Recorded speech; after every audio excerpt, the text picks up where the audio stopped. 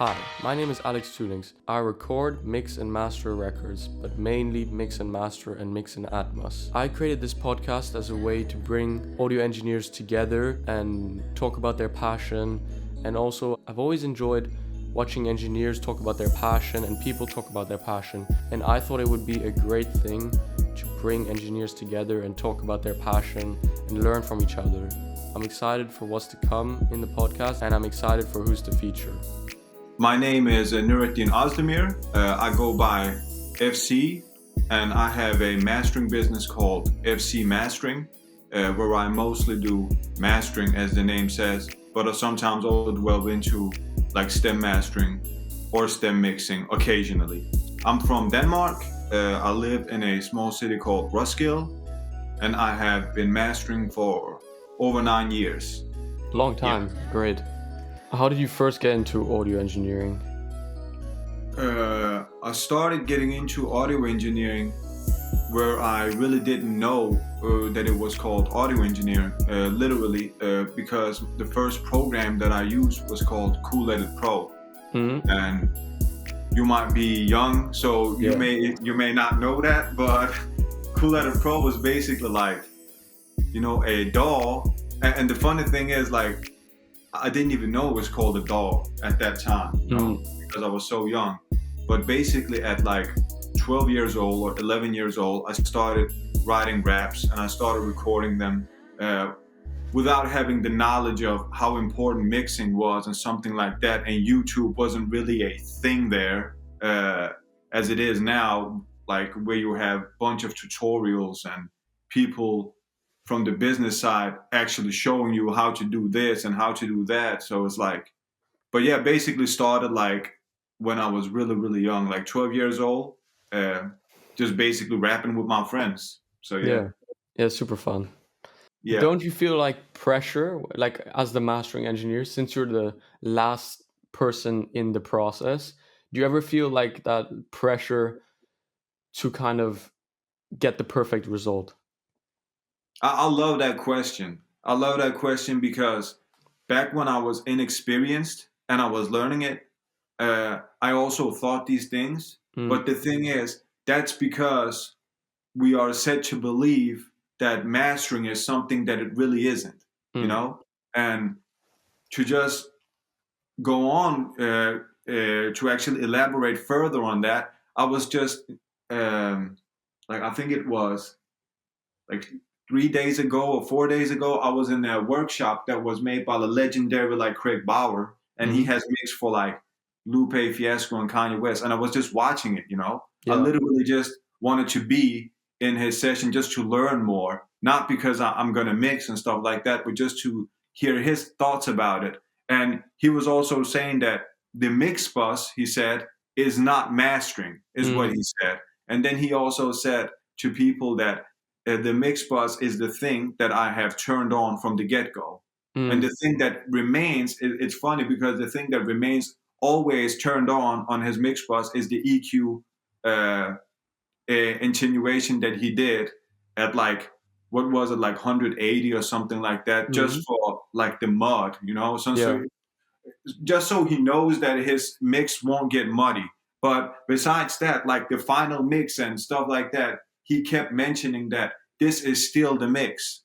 And this is the thing that is so hard today for people it's the thing that is so hard for people to actually believe that it's a whole different thing. It's a whole different thing.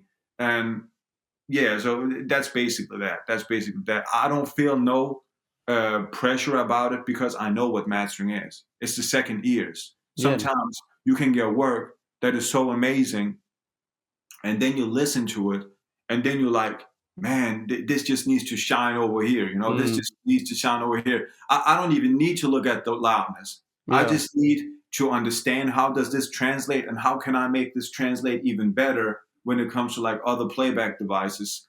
Man.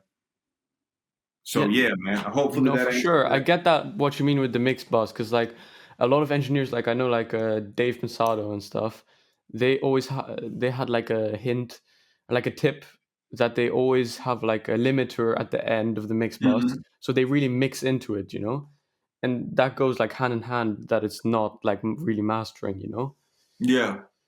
You know how you can tell it is like this. So let's say you have a session.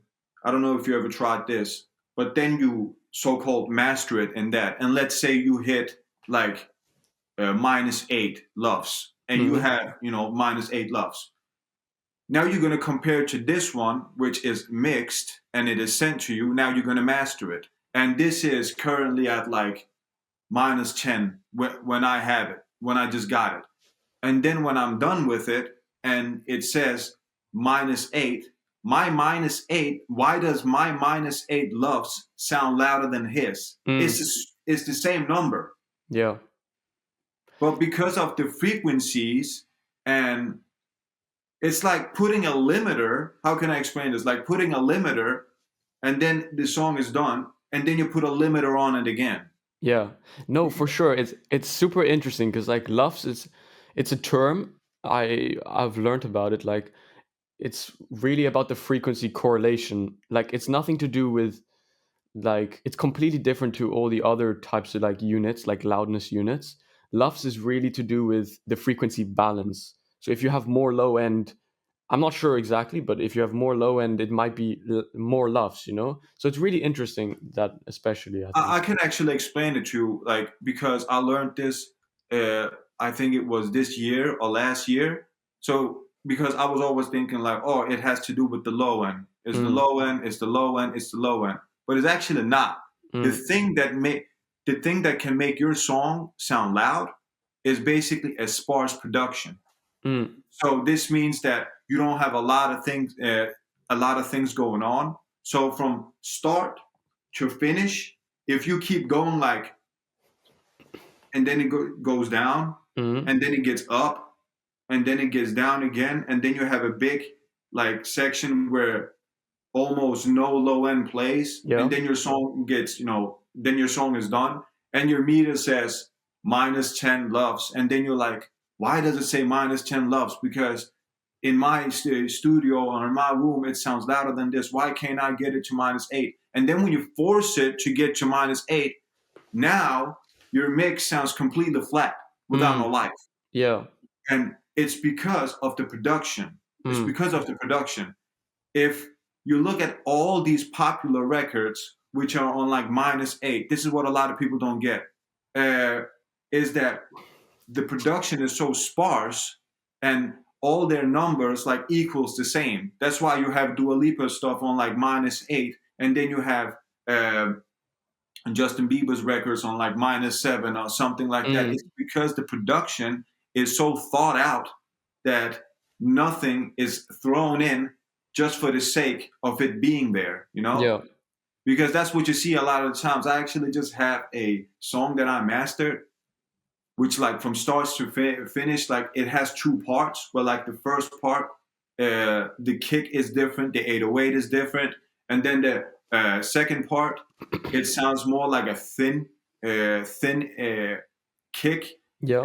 and a really really sustain. Like the 808 has a lot of sustain and not that much attack, so it's very very different. But like from the first part to the second part, the record changes so much that if you try to get this record at like, let's say, -8, you're gonna end up with a not a lot transient sounding mix or Yeah. master. So I think that Yeah, is I very think it's important to know. always, I think it's always feeling and quality before loudness. Personally, I think it's like that. You are exactly right. You Yeah. are exactly right. So, do you have any like strong opinions about Dolby Atmos? Maybe you don't like it, or any other like spatial audio or something like innovative that has come. The thing, I love that question again. So you have given me two questions that I actually love. So thank you. But like, um, my opinion about Atmos, I wouldn't even say my opinion is important, but my opinion stems basically from hearing Chad Blake's thought about it, Mm, and his thoughts about it is completely how I feel. So basically, if you take an Atmos mix and you collapse it down to a 2-track, which is just like a normal, everyday, sounding Yeah, yeah. from left to right to middle song, it collapses. Mm. It collapses. That feeling of Atmos can only be attained by you having that system. Yeah, yeah. Having that system. Without that system, it's not that great. Mm. The other thing, where I also have an opinion about Atmos, is basically who said this? Was it Chris Lord Alge or was it Tom Lord Alge? It was one of them, but basically that how can you? I don't even think it was Chris Lord Alge.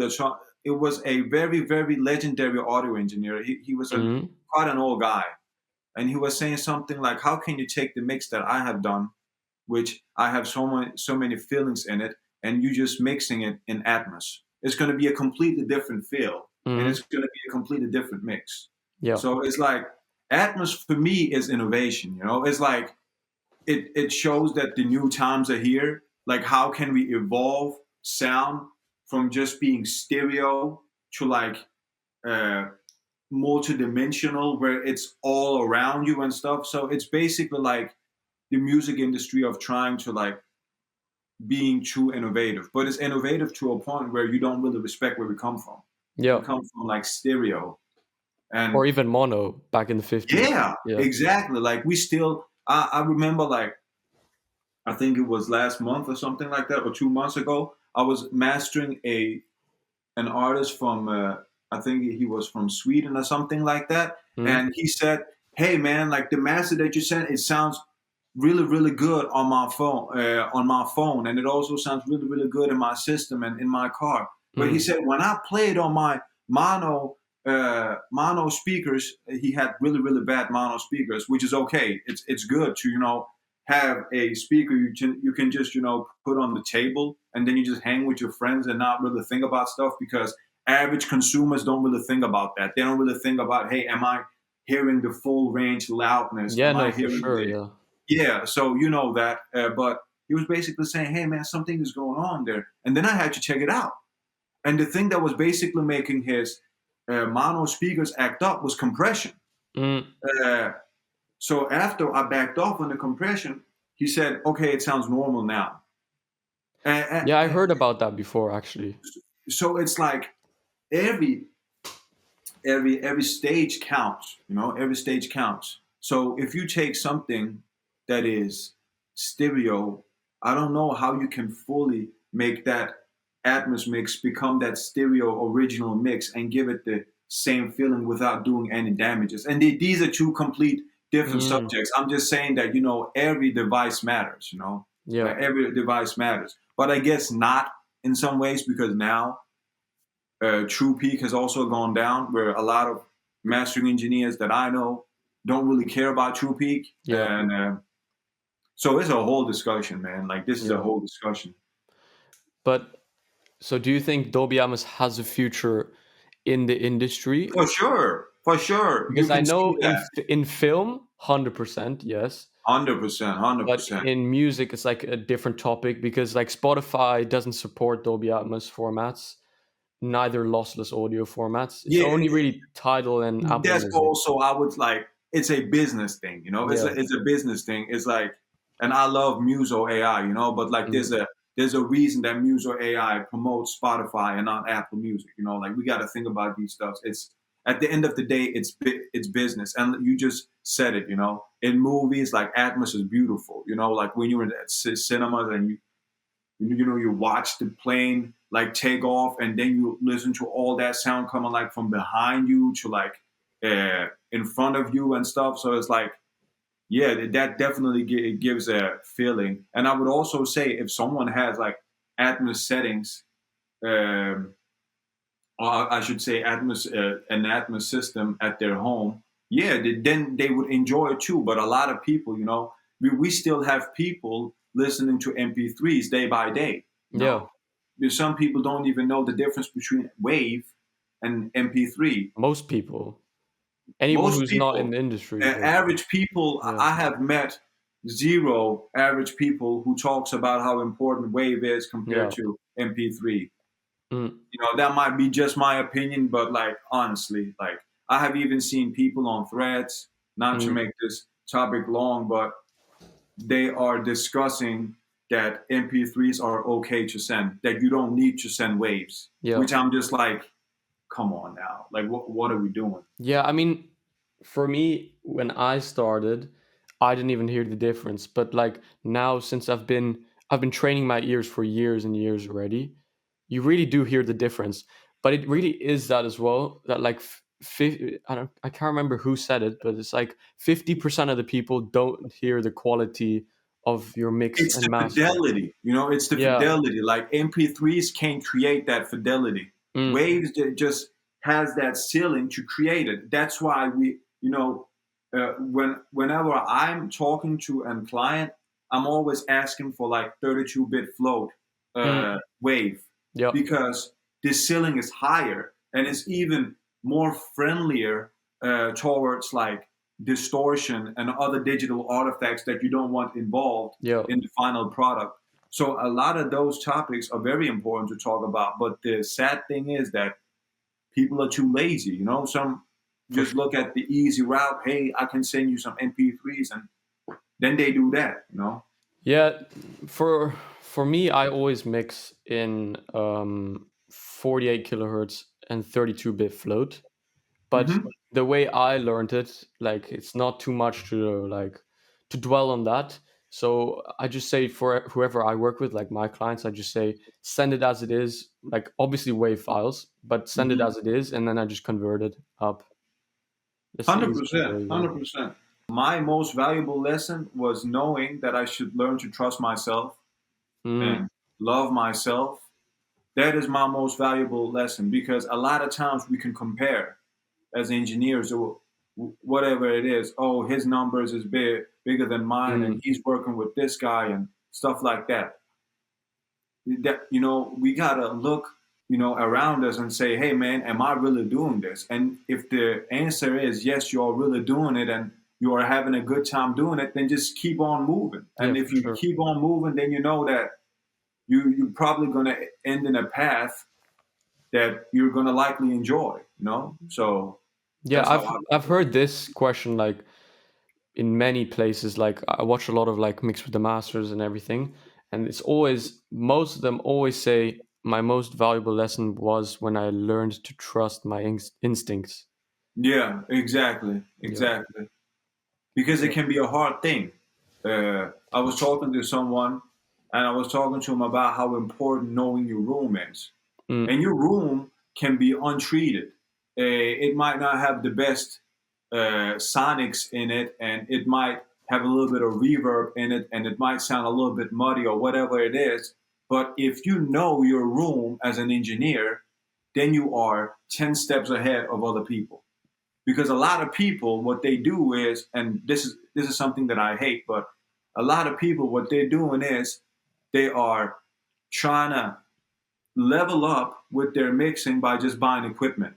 mm, And that is never the answer. yeah. The answer is not 1,000 plugins or the most expensive monitors or the best sounding room, because I have heard stuff, believe it or not, and I can actually give you a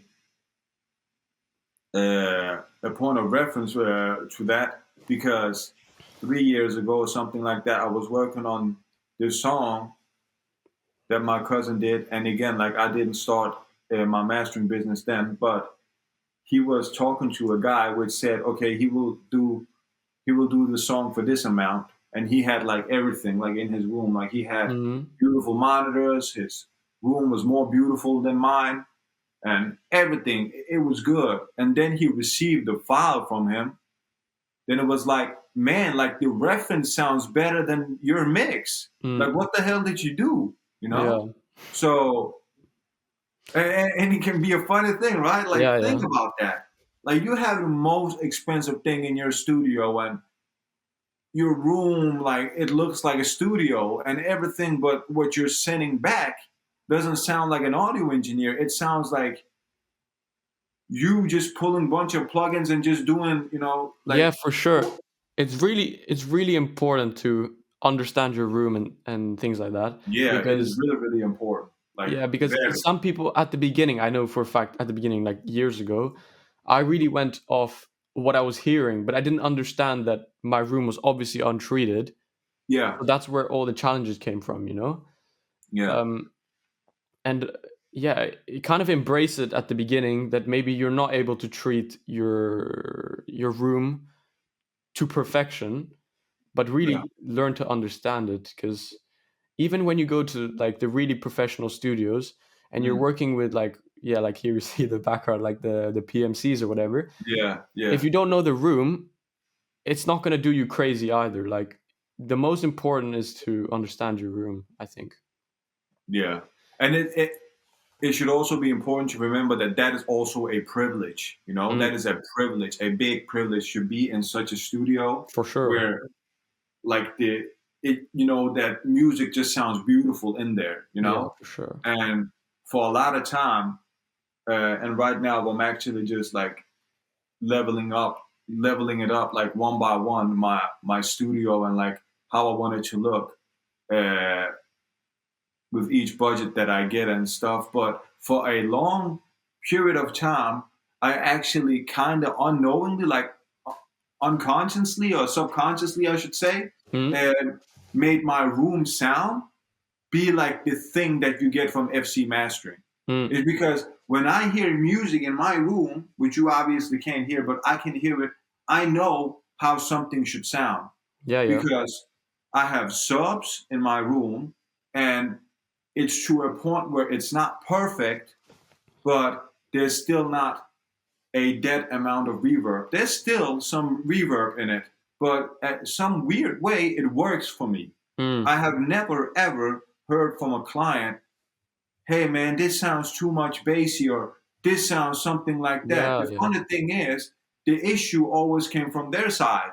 And their side meaning that they sent me something that they completely crushed with a limiter Mm, and all other things. But I wholeheartedly believe that your room can't hold you back. In fact, when I was working with my cousin and also worked on some of like Bishop's stuff, which I put out, it was in an untreated room. mm. But the way that I listen to it, I don't know. I just understand. I just understand my monitors, and they're not natural at all. Like they do have some kind of frequency going on.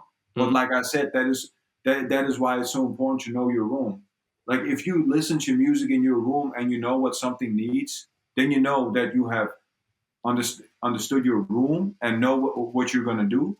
But if you're listening to music in loud volume in your room and you still not knowing what you're gonna do, or like in a studio for that case, then I would say you have much to learn because at the end of the day, our ears are very, very, very important to what we're doing, Mm, and they can change. A lot of people they mix in a big studio and then they get to the car and then they mix in the car mm, and then they stop mixing in the car and they have a studio. Keep in mind they have a studio. Then they want to learn, okay, how does my stuff translate in a phone? mm, Buddy, you have a studio. mm. Your studio is your last check. If you have your last check and you can check it and say, oh, it sounds beautiful in here, then you shouldn't do anything else. If Mm. you keep doing anything else, then you're just going to overthink. Yeah, And this is a mistake that I did like back in the days a lot. yeah, yeah. Yeah. I don't know if you know Anthony Killofer.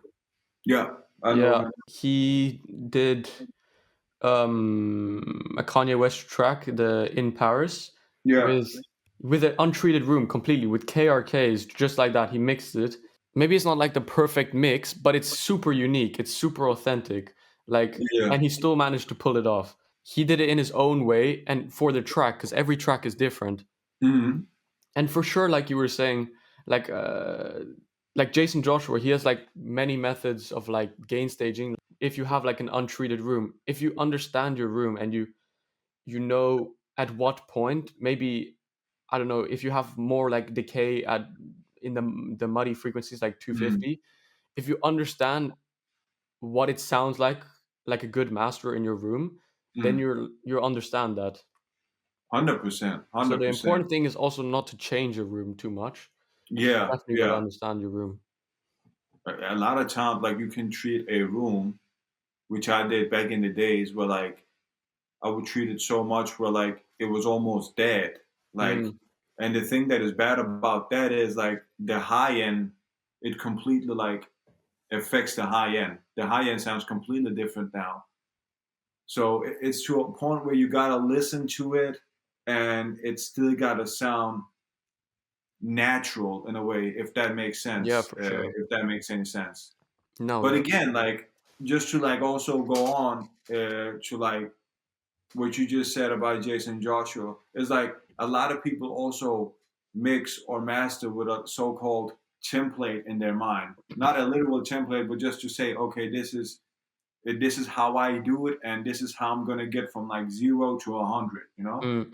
um, me like I just like improvising because I think that's the best way to get something as human as possible, if that makes any sense. Yeah, for sure. Because if I keep my stuff static Mm. and I just keep doing the same thing every single day, I'm just gonna feel like an artificial intelligence made plugin, because I'm gonna keep doing the same stuff, and then I'm gonna keep expecting the same results. And that's why that's not why I do this. I love doing what I do, and I always want to evolve and Yeah, for learn more. sure. If you keep So it yeah, yeah, if you keep it with a template, it gets boring.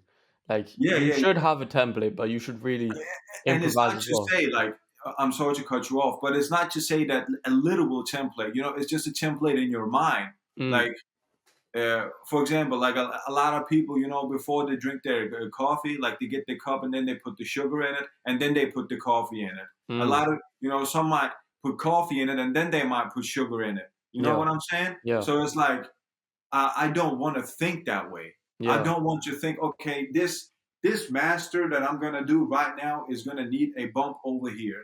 That's not the way that I do it. Yeah. And it's maybe a scary topic, but AI, what are your opinions on AI in the industry and, like, the AI future? is a good tool when it comes to just being a tool that we can use. Mm. Uh, because at the end of the day, we can't create emotions with these tools. Yeah, for sure. Some might argue that yeah, you can, is to a point because no one will know how like a robot won't know what warm is Mm. because warm you can also associate it with muddiness. Mm. This is something that I also heard Craig Bauer say, but it's like AI is a good tool. Like master rebalance is amazing. Mm. Like when it's called for it. Like every single mix that I get and I'm gonna master it. I don't if I want the vocals to like be put down a bit, they gotta be a reason for me to put this AI tool that's gonna do a lot. It's Mm. gonna affect the high end, it's gonna affect the low end, and it's gonna affect the vocals. So instead of dipping it down with the master rebalance on vocals, I would probably just insinuate a little bit by like 700 or 800. And that's going to make it sound like the vocals are more tucked in the mix. So like all these things like AI for me, a lot of people what they do is they just get lazy with it. Oh, mix my track for me. Then why do you do what you're doing? Mm. Why? Yeah. Like we are in this as painters to paint. There's a reason why this client gets over to Alex because okay, Alex have this palette, Mm. and then this guy over here he has a different palette. Yeah. If we all did the same stuff, then there won't be a reason for us to exist Yeah. because nothing unique would come out of it. For sure. So yeah, Yeah, no, I hopefully that agree. answered it. Hopefully I that mean, answered I love it. the it's maybe a weird, how do I say? It's maybe a weird analogy, but I love to, like, compare, like, audio engineers with, like, barbers a bit, you know? Like, you can link a lot between each other. Definitely. Like as in nobody would switch from their barber to another barber just all of a sudden, you know? Like, you build a relationship, you choose a barber because he can cut your hair in a certain way. It's kind of the same concept. I find it interesting to see it like that. Yeah, and also to bring to that point, and again, I don't want to cause anything by what I'm going to say right now, but it's like that Jason Joshua template has just become that low taper fate that everyone gets. Yeah, for sure. Yeah, It's yeah. like, hey man, you know me, I'm Yeah. here. that's not what it's about. Yeah, That's not no, what for it's sure. about. Yeah. Like, I don't think anyone can replicate what Jason does. Jason is amazing, Yeah. But it's and so humble that he wants to share all his knowledge as well, for sure. yeah, and I would say he's like one of the only mixing engineers where I would say that he doesn't need mastering Mm. because he works in such a way which is just so mysterious that everything gets done in that template that he has, Yeah. Um which kind of might be a little taboo to say, but I'll say it because he's that good. He's Mm. that good. And yeah, you can talk about, hey, the sound selection that he gets, it's amazing. The production he gets is amazing. Yeah, it might be amazing, but why doesn't this guy's stuff sound like Jason's also? Like, Jason is a beast, Yeah, for sure. And yeah, basically. Yeah. Like, I really, really love what I do. I really, really appreciate it. Sometimes I can't believe what I'm doing is actually what I'm doing Mm. because it feels so humbling. But at the same time, I also seen a video by like an artist that I respect called Yassine Bey. He was saying, I think it's really, really amazing if you can just say that you got a dollar, just a dollar, Mm. uh, from someone saying, "Hey, man, what do you think about this?" Like just Mm. someone using your creative brain, just Yeah. someone going to pay you to use your creative brain to Yeah, for say, sure. "What's your opinion about this?" So think about this. So, like he said, think about like paying your rent with Mm. doing that. That's such an amazing thing because sitting in an office wasn't really for me, and other things weren't really for me. This is really, I feel that this was my life calling, if that Yeah. makes any sense. Yeah, So for yeah, sure. So thank you yeah, very much. 100%, 100%. Super nice. Thank you too, Alex. How long have you been doing music? Ooh, 20 something years now. I can't even remember. How old am I? Oh gosh, close to about 30 years, actually. About 30 Yeah, I years. remember I asked you. It was crazy. It's a long time. Yeah. Yeah, I started when I was like just before I turned 6, started wanting to be a rapper kind of thing. Oh yeah. Amazing, So, yeah. and did that for years, and by the time I was in, what was it, like 13, I ended up doing like a local radio course kind Mm. of thing. And that led to, by the end of the course, it was like, oh, can you help teach the others? And Yeah. we'll pay you for it. It was like, oh, okay, cool. So the Yeah. last 2 days of the course, I basically got paid as a support educator. And then that led to me doing that all the way through till I was 18. Ended up getting nominated for 2 awards for it, won one. And that was quite cool when I was 14. I'll say. Um, but yeah, I mean, I've been doing it for a long time now. It feels like done it all as a rapper, producer, Yeah. engineer. The engineering stuff started really just because I needed to do my own. I needed to mix my own stuff. I Yeah. was trying to start recording from the age of like 12, 13, just with whatever little microphones I could find and plug Yeah, just yeah. directly into, the little headphone jack on the PC directly and just start that way, with like EJ, the old Yeah. school software where it's like pre-made loops and you just, piecing them Yeah. together and going from that and I was just, over talking the years. I was talking with another guy who'd been doing music for a long time as well. Like the last guy who spoke on here, he said he started with Cool Edit Pro. I have no Oh idea. yeah. I didn't do music Oh that far yeah, back, that was obviously. that But was literally when I started doing the radio stuff. That was the software we used at the radio thing. That's literally the first proper DAW. yeah, Yeah, I think that was the first proper DAW I ever actually used, and then it became Adobe Audition a few years later, and now it's mm. all Adobe Audition. It's basically the same software, Oh, okay. just updated now, obviously. But it was Cool Edit Pro back in the day. But it Oh was like shit. Cool Edit Pro, Logic when Logic was owned by eMagic, so it was still on a PC. Mm. So we used that. We used Cubase when it was just gone to Cubase VST, just after the old Atari days. But I myself, I'm Yeah. not really into that. I can't lie. What about you? Do you like live mixing or? I quite enjoy it actually. I like the pressure. So that started really for me when I was in sixth form. So from the age of Yeah, yeah. 16 to 18, I kind of got kicked out of sixth form because I didn't do my business studies work. I mean, I didn't pick the course. I picked music and another course, then they flung me music and business and didn't explain why to me. So I just said, you know what, I'm not doing the work, and they kicked me out. 2 days later, they reinstated me because the music department was like, you can't kick him out. He knows this stuff too well, kind of thing. Because I'd already done all the music tech course and radio courses throughout my teens, teaching and all that. So they kind of reinstated me and were like, all right, you got to help the technician out. So that meant fixing all the computers, all the keyboards that would get broken, and doing all the live sound for the secondary school and the sixth form. Over the years, as of like the mid-90s, Pro Tools became a thing, and then more people, more like bedroom producers, could really have access to like software and everything and DAWs. Do you think that's a good development, or do you think, because obviously you've more talents and it's more accessible to everybody, it could also be taken as like less seriously, you know, because now everybody can distribute their music to DistroKid or whatever.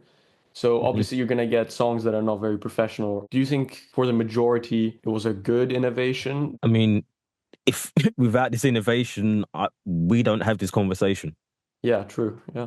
Do you know what I mean? Yeah. And technology is always going to progress. I mean, like I always, it's funny, like looking back on it now, because it's like you chat to the engineers that were doing it in the 90s and the 80s, when the 2000s came around, they were like, oh snap, we can do what now? Like the late 90s, they were looking at Pro Tools and all these other, you know, the plugins and going, this is insane. Like, wait, you mean to tell me I can buy one plugin of an 1176 and put it across 100 channels, as opposed to having to go and buy 5 of them and having to pick which ones I'm going to use where? Like, people like the people are always going to abuse the technology, you know, and abuse the luxuries when they don't realize what they have is a luxury.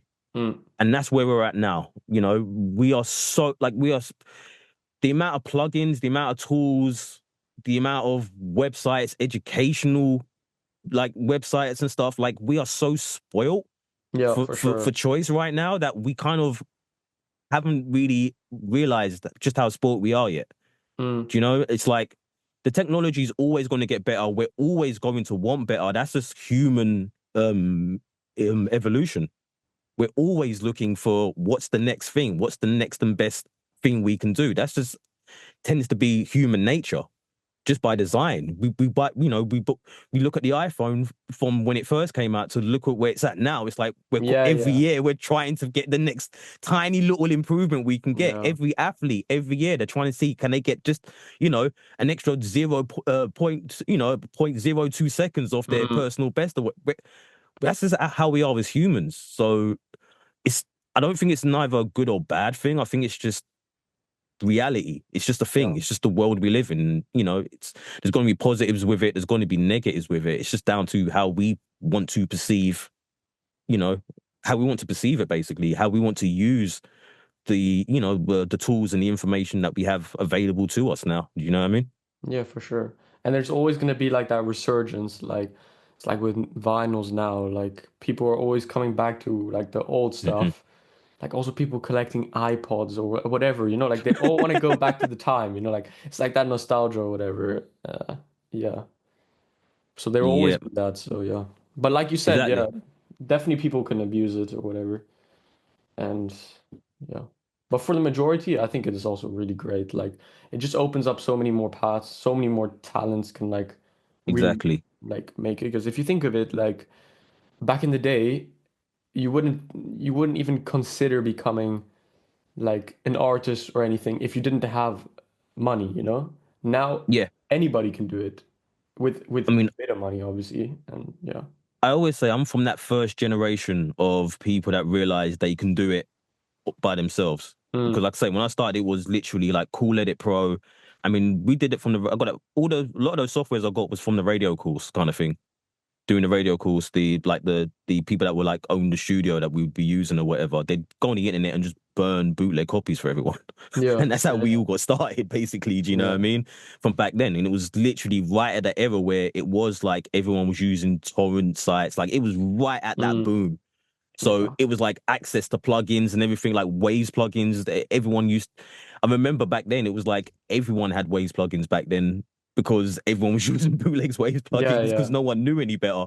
And then everyone destroyed, you know, so many computers getting viruses downloaded and all that stuff. I mean, Yeah. it was an interesting time back then. But I always say I'm from that first era, so like I saw what everyone was using in the big Pro Studios. I'm like, oh wait, they're finally making like versions that I can use on my home computer where I don't have to go out and buy like a hard disk recorder that I didn't have the money for and that my parents didn't have the money for at the time. Do you know what I mean? So it was like, oh, okay. So I'm from that era, and it's just been a weird evolution. I feel like because I've seen the whole thing grow from all the pros being in the Pro Studios. Like I always say, Dr. Dre's last fully analog album was the first Eminem album he did. Yeah. The Slim Shady LP. That was the last one that was fully on tape. By the time he went to 2001, he'd already switched to Pro Tools for playback and then was using the console and hardware. And that was in 99. Do you know what I mean? Which I started making music literally probably that year.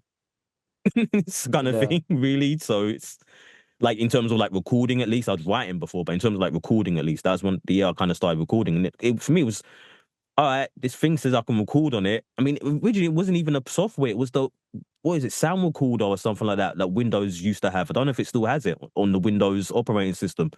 And you could just record sound whatever was going to in your computer, and you'd get like 60 seconds or something like that. So you just take whatever little microphone we had, plug it into that, play a beat out of a speaker, and hold the microphone by the speaker and rap into the microphone and try and get a balance between. And once we realized, oh, we can do that, and you see the next software comes out a few months later, and you can have 4 tracks now instead of just the one. Oh, you can have 8. Now you can get. It's it's just what it is. Like things are always going to keep growing, and it's great because for me, like I saw it grow, and it's like, oh, everything that they're doing in the big studios that they have in the big studios, I have in the software. So I realized instantly, like, oh, this is the way it's going to go. And then you start reading Sound on the Sound magazines, and you see more and more people using Pro Tools with the odd plugins that it had at the time, like that odd third-party plugins. I think it was DSP were like one of the only companies that started, or one of the first to make third-party plugins for Pro Tools. And you'd see these pop up, and you're like, oh, what's these things that they're using? And it's like, oh, they've got like an EQ that's supposed to like sound like this compressor or something like that. And you're like, oh, they're doing, and it was always, you could see where it was going to go the entire time. Do you know what I mean? And it was just like, all right, everyone's going to get there eventually. And now people are making things, off their phones. Like they're making beats off their iPhones. Do you know what I mean? And recording into their iPhone. Matt Weiss mixed the Juicy J vocal back in the day that was recorded into an iPhone.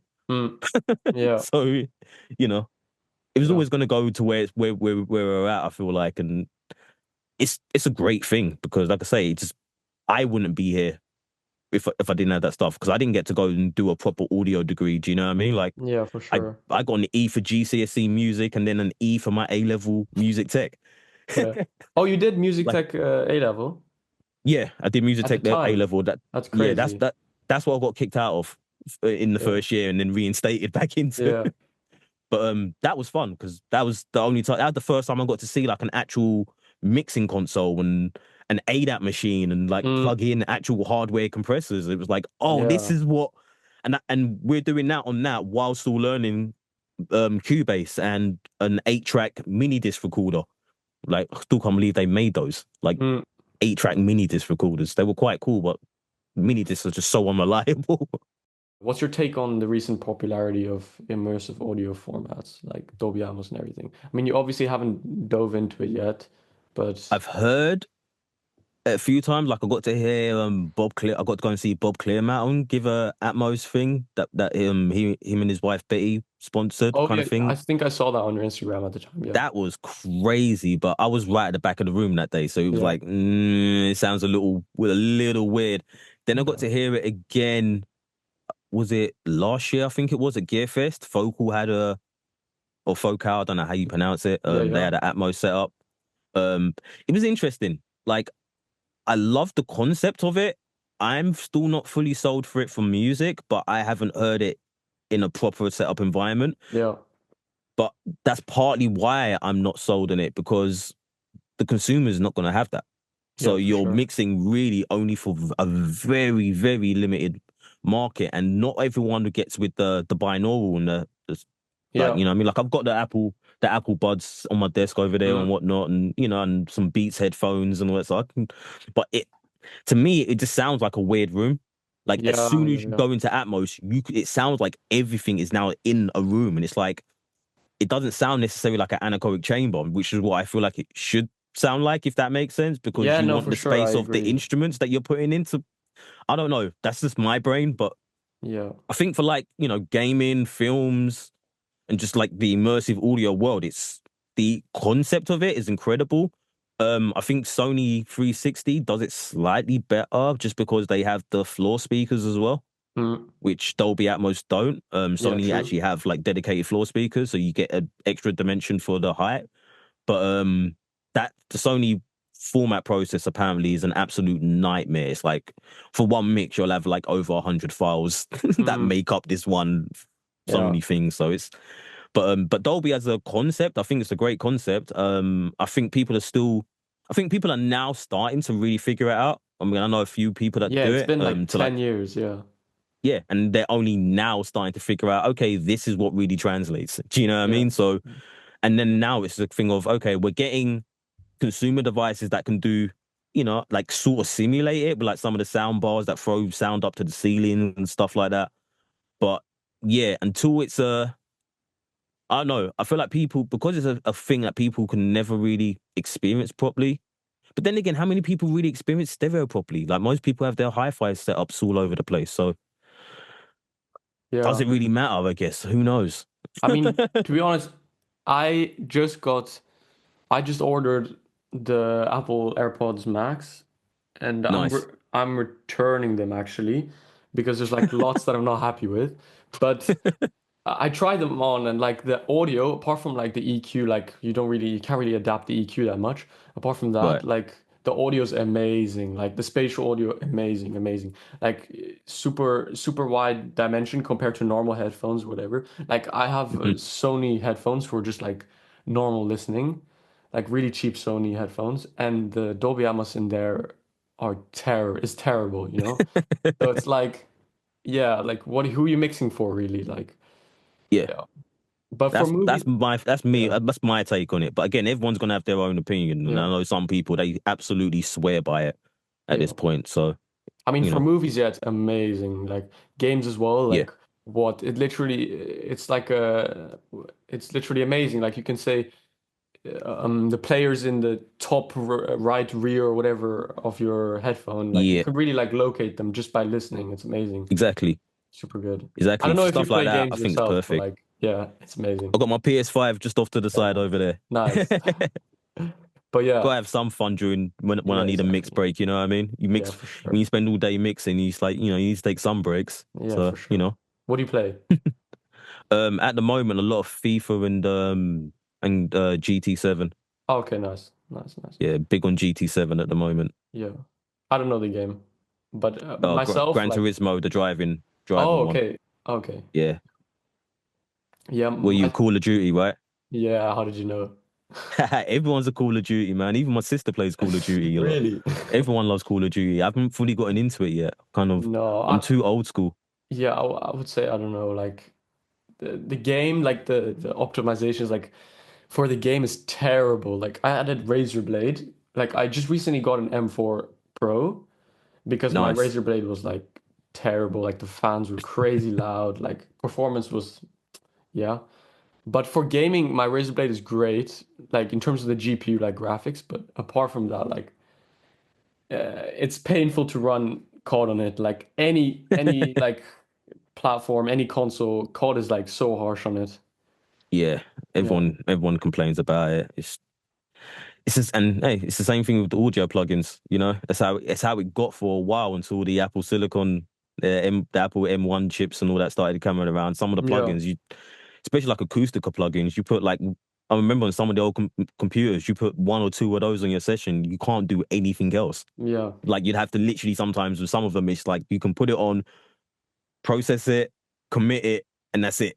Do Yeah, you know I what mean, I mean? even with these, like now with this M4 Pro I have, it's amazing how much is developed. Like It this thing's is. crazy. Like you can run like 50 Valhallas on here. Like, and back in the day, like you had whatever a mini disc or and it could only store like 4 MB or whatever, like, and it's huge, like Yeah, crazy, yeah. crazy.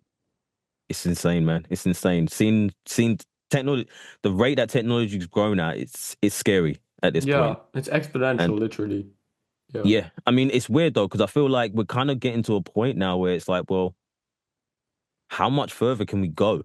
I Yeah. feel like we've kind of gone through such like the big boom of like exploration. Now it's kind of just, I feel like we're just more refining everything. But I feel like, especially like the studio wise, I don't feel like we're seeing that much Yeah. new things, which is quite interesting. I feel like everything's are kind of slowing down now. No, for But sure. Like I would say the same, like with the point you said, like abusing technology and everything. I think we're kind of at that point now. Like we've gone so yeah, far that it's kind of like, what more do we need, like, hmm and people, like, I don't know what your take on AI is, but mostly mine is kind of like, yeah, like what you see now, like people are literally remaking people's voices and whatever with AI, which is like, I don't know, like that's really to the extent where it's like, do you really need that? Like it's kind of ruining the industry in some way. And yeah, I'm curious what your take on AI is, honestly. AI is not ruining the industry, humans are. And I'll Yeah. explain why. So, look, technology is technology. It's down to how the individuals choose to use it. We have Mm, got people that are looking at AI because it's such a new thing. We're like, what's all the most wildest, stupidest things that we can do with it because it's new? We're trying to mm, figure out what the limits of AI are at the moment. But we're already seeing that there's people out there that are using AI in, creative ways to help and assist with songwriting. yeah. Like, was it Illmind? I think I saw recently the other day, or I think it was Illmind. It was one of them kind of big producers anyway. And there was a couple of them. They had used AI as like I think they like submitted, like play, maybe gave some like music to feed the AI and had it generate a bunch of stuff or something like that. Or they were doing something with AI around the production, create and songwriting process, and they were using it to basically flesh out demo ideas because you know it helps them to get Yeah. stuff done quicker. Do you know what I mean? And it's like this is where it's going to be. Like we're seeing it already. Where there's a software that just came out where you can dump all the multi tracks into this one bit of software, and it figures out what's what. You sorts everything out into all like the folders and color coding for everything, and then you hit a button, and it just opens your DAW, imports it, and does everything for you. Yeah. It's like it's down to the individual and how we want, as humans, and how we want to use AI going forward. And it's True. not just in music; it's going to be in everything going forward. Yeah. You know what I mean? Like we're seeing a lot of the potential, the potential pitfalls of it right now, but we have to also look at the other extremes of what it can also provide. Like we're seeing certain stuff even in the medical fields that they've discovered from using AI, Mm, feeding it all the information which basically just feeding it all the information that we already have and going sift through this stuff because you can go through it way quicker than we can as yeah. humans Yeah. and find all the correlations for this and this and this, and it's actually being used to actually help people in the medical field in some ways. But Yeah. again, it can also be used dangerously. Do you know Yeah. what I For mean? sure. Yeah. Like with all the wars and stuff going on, it can get very messy very quickly if we're For not sure. careful enough. And this is what some of the top tech lots are why they've been kind of like, yo, we maybe need to pull back on our development a bit because we haven't fully realized the potential of this. We thought we did. The Yeah. potential is so much greater to the point where, I mean, you look at what Elon Musk had just done with Neuralink. It's like, could you imagine where that's going to be in the next few years once Yeah. that's in Yeah. something like that's infused with AI? It's like, it's a different thing. Do you know what I mean? So it's Yeah. AI is just a thing of it's just another tool. It's basically just another automation process for us as Mm, humans if we use it correctly. You do know what I mean? But yeah. only time tells to will tell to see Yeah. how For sure. as civilization we choose to use it and if it benefits us or not. But yes, AI is just what we want it to be. If we want it to be a good thing and we want to use it for the ways that it can benefit us, then great. Do you know what I mean? Mm. Yeah, for sure. And also with since you've been in the industry so long now, like how would you say, I mean, a regular person would just say, yeah, I just kept looking into new stuff and everything. But how have you kept up with like the development within the industry? Like with all the technologies and everything? Since you've been in the game for like 30 years now. That sounds crazy when you say it like that. Jeez, I feel well old. It's because I started I young. mean, It's because I compared to started young. me, it's crazy. I know, Compared I to know, I me. know, I know. It's crazy to me. But nah, I mean, part of it is just being intrigued, and part of it is just being growing up broke, I guess, where you don't really have much, and you're constantly looking to what everyone Mm, else is using. It's like, what's everyone else using? What should I be trying to save up for one day? What's the end goal here? yeah, yeah, And you constantly buy it. Like back in the days, we didn't have that much stuff, so it was like you had a few magazines really that you could buy. Like Sound on Sound was huge for me. At one point, I had probably about 60 of the magazines, 70 of the magazines, like piled up in my wardrobe. It was mm, getting ridiculous. You know what I mean? But you buy that every month, and they're showing you all the new plugins that are coming out in there. yeah, They're showing you all the new hardware that's coming out in there. They're showing you engineers that are breaking down their mixes in there, like saying, okay, I use this plugin, like for the vocal chain, I use this into this, into yeah. this, That's into really this, cool, actually. Yeah, and stuff like that. And it was the only way we had access to that stuff, but it was in magazines. Do you know what I mean? So you'd have yeah. to, go and buy your magazine. Now it's, you just It's go on almost boring YouTube. now. It's almost boring. Like you Yeah. don't get magazines and everything. Yeah. I I mean, you mean, do now like, online, but like it's kind of like, what's the fun in it's that, not the you know? same. An online Yeah, magazine is not the same thing. I've still definitely got not. a Like few. myself, if I would have a magazine in real life compared to online, I would definitely like so like I would definitely read it like in real life, but online I would never ever open it, you know what Yeah. I'm saying? But we don't need them online because we've got YouTube. Yeah, Like true. the YouTube channels are the new magazines. Like everything Yeah. you're going to read in the magazine, you're getting from 10 different people, 20 different people on the exact same topic, wherever, in whatever genre you want. Do you know what I mean? Mm, So it's like, yeah, it's a weird one. It's a weird one, I guess. But it's just, yeah, nothing's really changed, I guess. It's just, you know, information is out there. There's always companies putting stuff out there. Like companies themselves are going to put the information out there. Now the internet is here. It's a lot easier, obviously. But yeah, back in the days it was really just magazines. And now it's just the internet. That's you know, like yeah. everyone's sharing everything. All the engineers are sharing all the new tools they're using when they use it on a record that does well. But it's like, oh, I did this on this record. Check this out. Do you know Yeah. what I mean? And Yeah. so everyone's seeing everything. Do you know what I mean? Just scroll on Instagram for an hour. You'll find all the new, Yeah, just literally, go on yeah. there and just type Yeah. in, new EQ and you'll find it. Yeah. But like also where do you see yourself in the next like 5 to 10 years? Because what you just recently done, like worked with the guy who worked on Dr. Dre's like and Snoop Dogg's album, like that really famous one. I can't remember what it's called. Oh, the Far Wide. Shout out to Mighty Theodore. That was the Mighty Theodore album. That whole album, every song has at least two features on there, and they're all at least super underground legends or Yeah, people yeah, that have yeah. been. But yeah, that album's kind of crazy now. I think about it. I'm still surprised I got that Yeah. job. No, it's amazing, yeah. Where do you see yourself in the next 5 to 10 years then? I wish I knew. I'm at the point where I wish I knew. I don't have a clue at this point. Um, What would you want, where would you want to see yourself in 10 years then? that's the thing. I'm at the point where I'm not fully sure where do I see myself. I mean, look, there's a part of me that's like I don't fully know because I'm not fully sure what direction I really want to go in at this point. Hmm. Like, there's a part of me it's like, yeah, I want the big credit, the big credits, the big charts, the big success and all that. Yeah, And yeah. then there's another part of this that's like maybe I just want to maybe I just want to teach more. Hmm. Maybe I just want to take the knowledge that I've learned now and just start focusing on passing that down Yeah, and help the next lot become that. Do you know what I mean? yeah, And then there's another part of me. It's just like, yeah, no, I'm totally cool just staying working with independent artists and yeah, just you know what I mean. It's a weird one. It's like because when you like want different things for different reasons, it's like there's certain aspects of it all that are appealing. It's hard to really know. So for me, it's just like just seeing where things go. Like that's kind of how everything for me has kind of happened. Like I've never really chased things, and well, when I was younger, I tried to chase, the whole getting into studios and stuff like that. By the time I realized that wasn't going to happen, by the time I was 18, I just went, all right, cool, I've got to figure it out and do it my own route. And it's just been, I never really knew what I was doing. I've just kind Yeah. of been like, all right, try this. How does this work out?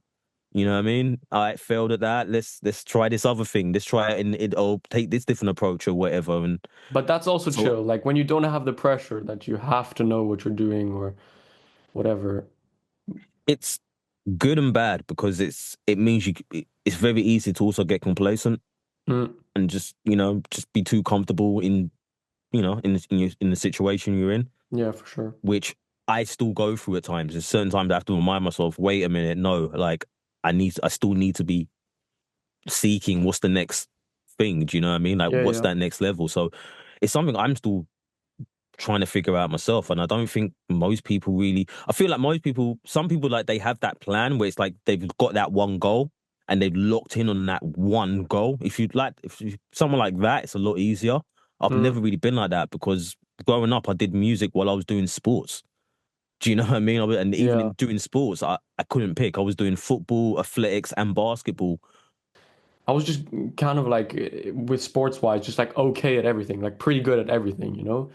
Like I wasn't excelling in one thing. And I think that's something really cool to have as well, like in the music industry, if you have that, like you don't know where you're going next. Maybe you go into film, like maybe you start to be interested in film, but that like opens up so many more opportunities for you. And I don't know, I think it's a good thing, generally. I think it's a survival technique, especially coming from an independent side of things and never really getting to go through, like, the typical studio assistant system kind of thing. Yeah.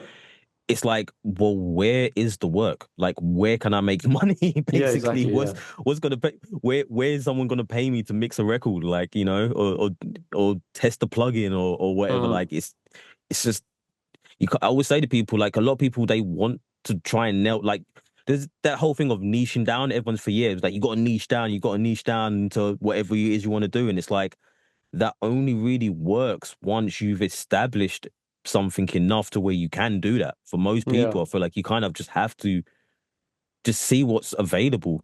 You know what I mean? Yeah. Like, what can I do with the skills that I have that interests me enough to where I won't, screw up the job, Mm, basically. Because if you're not interested in it, you're not going to do a good job. for So sure. it's just whatever, you can use your skills in that you feel like, oh yeah, this is, I can do this and I don't mind doing this. It's kind of fun or whatever. You do that and just see where it takes you. Because this business, you don't ever really know what's going to happen. You can't really plan.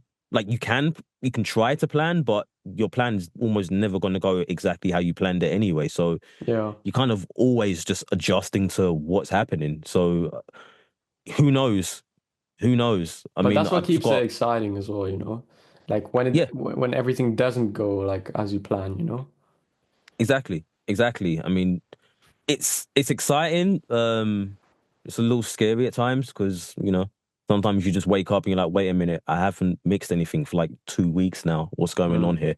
Uh, panic mode. You know what I mean? But it happens. It happens. You know what I mean? But yeah, I feel like there's elements of it where it's like it's cool to really know what it is you want to do and zone in on that. But at the same time, you've kind of just got to be open to just whatever happens is going to happen, and yeah. just it's more how do you adapt to what's happening as opposed to overly trying to go down one road. But I feel like that may also be bad advice for someone Yeah. trying to get into things because you Yeah. can end up too scatterbrained. So I think part of it is personality as well. You know what I mean? Like, it's how it's everything in this business is so individual based because Mm, what's going to work for one person isn't going to work for another. So that's why I say it's hard to really know these things because I'm very indecisive as a person. mm, Like, even just buying plugins, I'll sit on it until the very, very, very last day before I make the buy, kind of yeah. thing. Like, I'm super indecisive. No, So me in too. general, I'm very indecisive. but yeah, man, it's a tough one. I don't really have a much better answer. Yeah, but I think to be fair, like most people who are really successful are the ones who thought they would be something. Like, I don't know, let's look into Leslie Brathwaite, right? Like, he just came out with his new plugin. But anyway, Hmm. with Leslie, like, he was a recording engineer at the time. All he ever wanted to do, I think, was recording. And then all of a sudden he goes into the mixing realm. Like, yeah, mostly, like, also same with me. I've been busy with music for six years now. I started with DJing. Anyway, that all like progressed. Like, I started with DJing, I went to producing, then I went to like mixing. You know, you think you're gonna stay in the same place, but you're gonna find a lot more interest, you know. And now I'm doing creative media studies as well, BTech. So Nice. which which I'm doing the podcast for. Um, and yeah, you start looking in film and everything. It's just, yeah, it's nice to also like not really know where you're going, to have a dream, but it doesn't have to be your only dream, you know. Exactly, exactly. Like at the end of the day, like even I don't know if you watch the Working Audio Tools podcast, Ed No. Thorne and Paul Third. Oh, Paul Definitely Third, yeah, start. I know Paul Yeah, Third, yeah, yeah. yeah. He's got a podcast with Ed Thorne, Working Audio Tools. It's basically just about their journeys to trying to become full-time engineers. Yep. And it's something that I remember saying to Ed when he said he said that he sold his live sound business. I was like, dude, what are you doing? Like, Mm. you've got a steady income here. Why would you sell that to try and chase this dream? And he thought he could do it in about a year. He thought a year trying, he'll be fine. Obviously, he's realized now, like he said it on the podcast, yeah, that was a bit of a mistake. And he's now gone back into doing live sound like 2 days a week Yeah. to kind of cover his bases, you know. But I don't really know, man. I don't really know. It's such a weird business. Like Mm. it's just a weird business. Like I could always say you can't really predict for things. You can try and plan for things, but don't really know how it's gonna turn out. So you just kind of just dive in. Yeah, I mean, I strongly believe if somebody wants to like manifest it or whatever, like plan out their thing, I think it genuinely works. But I think also, Hmm. as you're on that like whatever like journey to success, there are other things that are gonna happen, like that are gonna happen from your decision. So say for example, like now I'm working for a Portuguese guy, like helping him assist like Nice. with his records. And um like as you're doing that as well, like other things come along. Like I'm not constantly assisting for him, obviously. Like that's probably the least I do actually. But yeah, other opportunities come, and yeah, other surprises. Like I don't know how you got your client from the Dr. Dre album, like the guy who featured on his tracks, but it was probably also like a surprise. Like you weren't expecting it. Like it's Yeah. all yeah. I mean, dude, the it's funny because the how I got the Mighty Theodore album was because I mixed the God Status album for my homie King Kashmir. Hmm. And the funny thing is, Cash is basically trying to not rap anymore and just be he's been doing it for a while, really trying to focus more just on production kind of thing. And when I Yep. met him, he was rapper focused, you know what I mean? I was rapper focused, you know Yeah, what I yeah, yeah. mean? It's like things change. Like you can have a goal, you can be going for it, and you kind of just see where you land. Do you know Yeah, what I mean? This is exactly. why I Yeah. always say it's like that's why I say you can't really plan for things, but like it's like you plan as best as you can, but you just got to know that that's probably not going to be the end goal in Yeah. this stuff. Do you know what I mean? And the way I got that out, I say mixing the God Status album, Mighty Theodore out. I mean, God Status is a UK based group. They were Hmm. signed to a UK based label. You know, I don't know how Mighty Theodore out in was it PA Virginia or whatever became a God Status fan, but he became a God Status fan. It's like, yo, you mix that album, I want you to mix my album. And then on that album is just all these features. But I'm like, casual or hieroglyphics? Like one of Eminem's favorite groups? What? Like the far right? This one, AG, Cool Key for Ultramagnetic. I'm like, okay, like yeah, I'll take Yeah. the album. And even then, when that album came out, I was sick. It was literally I had like a nasty cold, and it was like right around my birthday. I ended up like spending my birthday like ill, Hmm. and then having to take a whole week to recover. And while trying to still get over the rest of it, I'd start the album. 2 weeks later, the album was submitted and done. Yeah. Do you know what I mean? So it's these things, like I say, you don't really know where things are going to come from. So I've got certain clients that hire me just for mastering. because I mastered one thing that they were featured on. Yeah. And now they see me just as a mastering engineer. There's people that still see me as a producer from certain stuff I've done back in the days, where like when I did one of the Hassan Salam songs, and that got distributed by Universal, which was like, for me at the time, was like, oh snap, Universal distributing a song I produced. Yeah.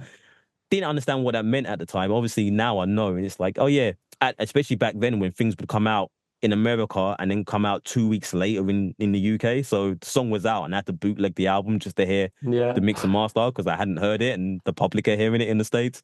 Do you know what I mean? But like, this is what I mean. It's like, I'm known for so many random different things from over the years. That's why I always say it's like, I don't really know how like, you know, how things are gonna. I don't really know how things are ever gonna work out. How things come around, even with Listen Hub and Sonox. I just went to Imsterfesta one year. Just going to Imsterfesta just for the first time. Met the co-founder of Sound ID. Pitched him an idea for something. He was kind of like, eh. Basically, I was trying to pitch a monitor controller idea to Sound ID. Like, if you ever feel left out about like the people in the States, like, because basically most of the industry is in the States, you know? And I myself, like, I'm young, obviously. I'm not long in the industry, but like, I might see myself going to the States in the future, but then at the same time, I don't feel like I want to, you know? Like, I feel like I want to stay in Europe, you know? But since the whole industry is in the States, how do you feel about that?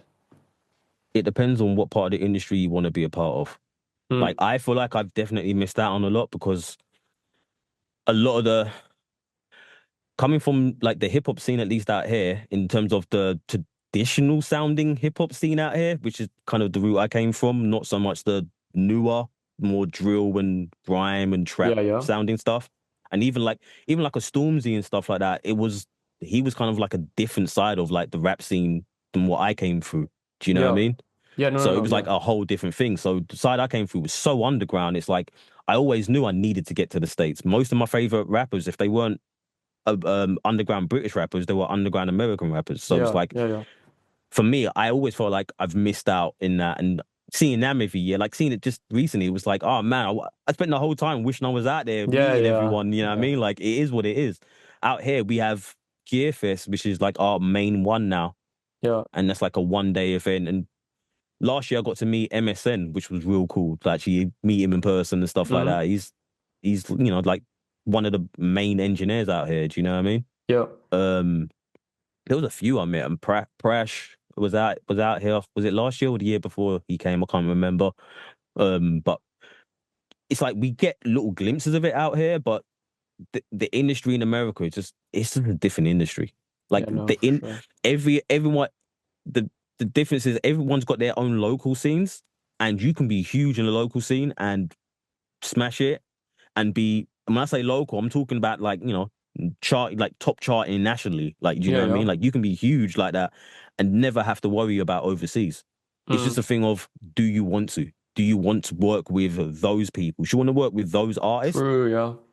You kind of need to be in those circles with those artists, meeting those producers, meeting those engineers, if you want to work in those circles.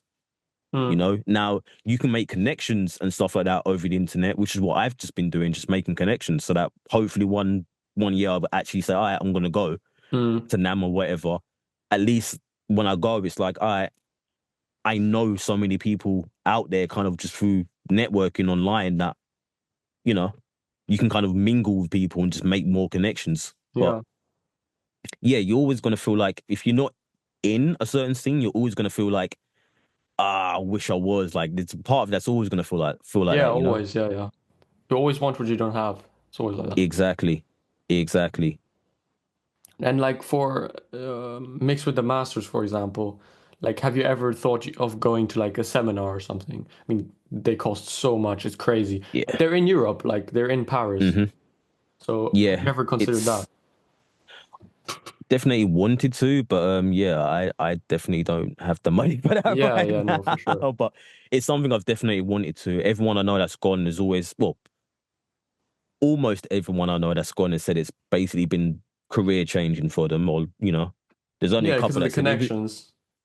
the connections, and a lot of it is like I know a few that went to see Leslie Brathwaite one year, And they're still cool with him to this day. They still keep in touch to this day. I mean, I think one or two of them may have even gotten work from him at this point. Do you know what I mean? With how cool they are. So there's definitely got to be like value to it. Something I definitely want to do, but yeah, I just haven't been able to make it happen yet. But one day. I mean, I always joke at this point, I'll probably end up teaching a seminar before I actually get to go to a seminar.